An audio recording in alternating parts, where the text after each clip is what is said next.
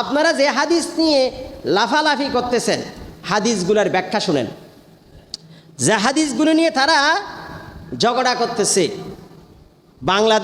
বাংলাদেশে এখন টলটলাইমান অবস্থায় আছে। শেখ আহমদুল্লাহ কি একটা বলছে যে রসুল আসলাম 40 বছর বয়সে নবুয়ত পেয়েছেন, সঠিক কথা বলেছে, বাস্তব কথা বলছে, একদম সত্য, 100% সত্য কথা বলছে। হাদিস একটা নিয়ে আসছে, হাদিসটা সহি, কিন্তু হাদিসের অর্থ বোঝা নেই। তো কোরআনও বুঝো না, হাদিসও বুঝো না, আরবি ভাষাও বুঝো না, গ্রামারও বুঝো না, বালাগতও বুঝো না, ফাসাহাতও বুঝো না। বাংলা পড়ে পড়ে কোরআনের আয়াত পড়ে পড়ে আলেম হওয়া যায়? বাংলা অনুবাদ তৈরি যদি মলয় হয়, আলেম হয়, তাহলে তো এই অবস্থা হবেই। কোরআন হাদিস বুঝতে হবে, কোরআন হাদিসের উদ্দেশ্য বুঝতে হবে, বালাগত ফাসাহাত বুঝতে হবে, তাদবিক তৌফিক বুঝতে হবে। হাদিসটা আমি আপনাদেরকে পড়ে শোনাচ্ছি। হাদিসের কয়েকটা রওয়ায়েত আছে, 3টা রওয়ায়েত, একটার সাথে মিলাইলে উত্তর মিলে যায়।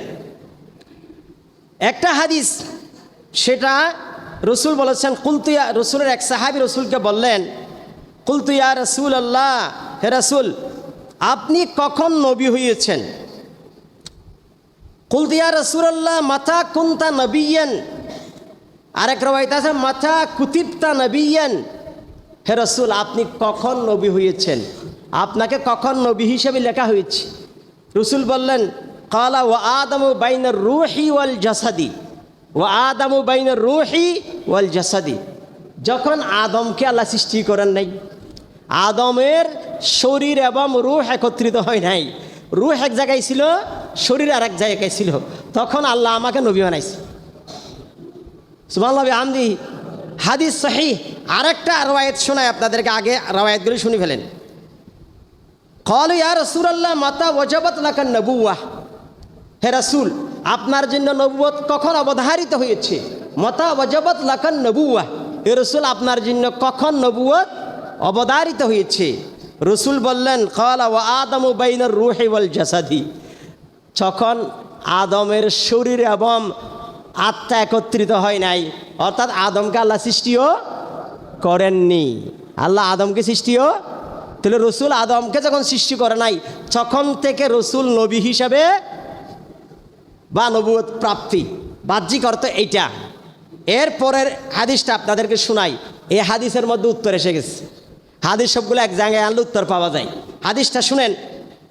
উপরের 2টা হাদিস তিরমিজিতে এসেছে, দ্বিতীয় হাদিসটা আলবানী রাহিমাহুল্লাহ তাআলা সহিহ বলেছেন। প্রথম হাদিসটায় সামান্য দুর্বলতা আছে, সব মিলিয়ে সহিহ। তৃতীয় হাদিসটা শুনেন। আন ইরবাজ ইবনে সারিয়া সালামি রাদিয়াল্লাহু আনহু আন নবী সাল্লাল্লাহু আলাইহি ওয়াসাল্লাম, ইরবাজ ইবনে সারিয়া সালামি থেকে বর্ণিত, তিনি নবী করিম সাল্লাল্লাহু আলাইহি ওয়াসাল্লাম থেকে বর্ণনা করছেন, আন্নাহু ক্বাল, তিনি বললেন, ইন্নী ইনদাল্লাহি ফি উম্মিল কিতাব লখাতুমুন নবিয়্যিন। রসুল বললেন, নিশ্চয় আমি আল্লাহর কাছে ফি উম্মিল কিতাব,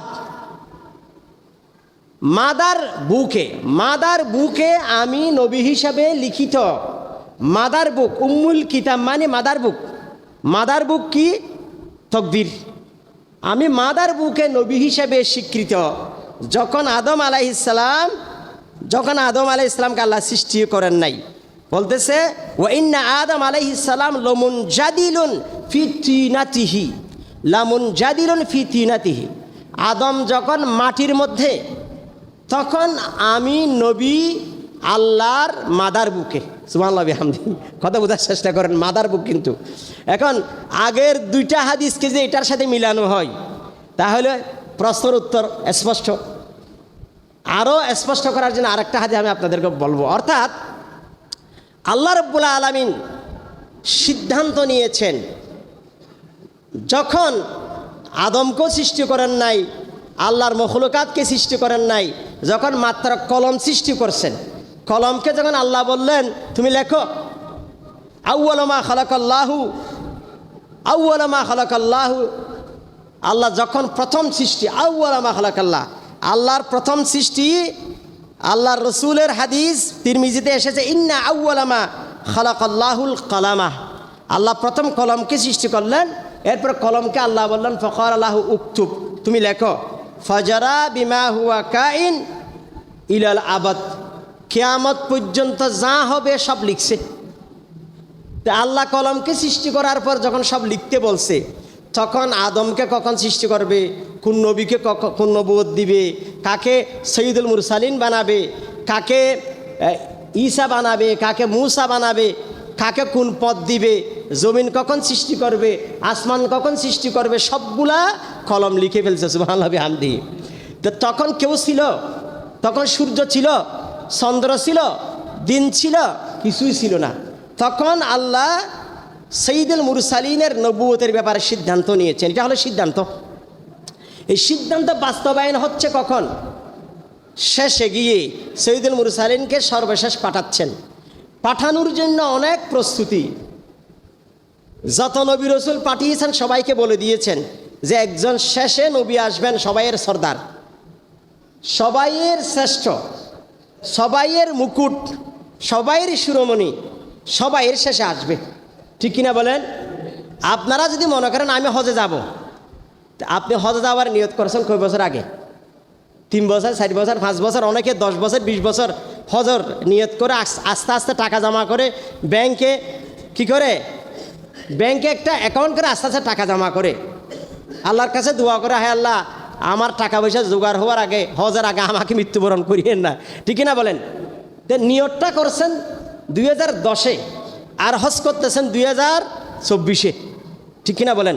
আল্লাহ রসুলের নবুয়তের সিদ্ধান্ত নিয়েছেন যখন কলম সৃষ্টি করছে, যখন আদমকে সৃষ্টি করেন নাই, হাওয়া আলাইহিস সালামকে সৃষ্টি করেন নাই, আসমান সৃষ্টি করেন নাই, জমিন সৃষ্টি করেন নাই, তখন আল্লাহ সিদ্ধান্ত নিছে। কিন্তু রসুলকে পাঠাচ্ছেন কখন?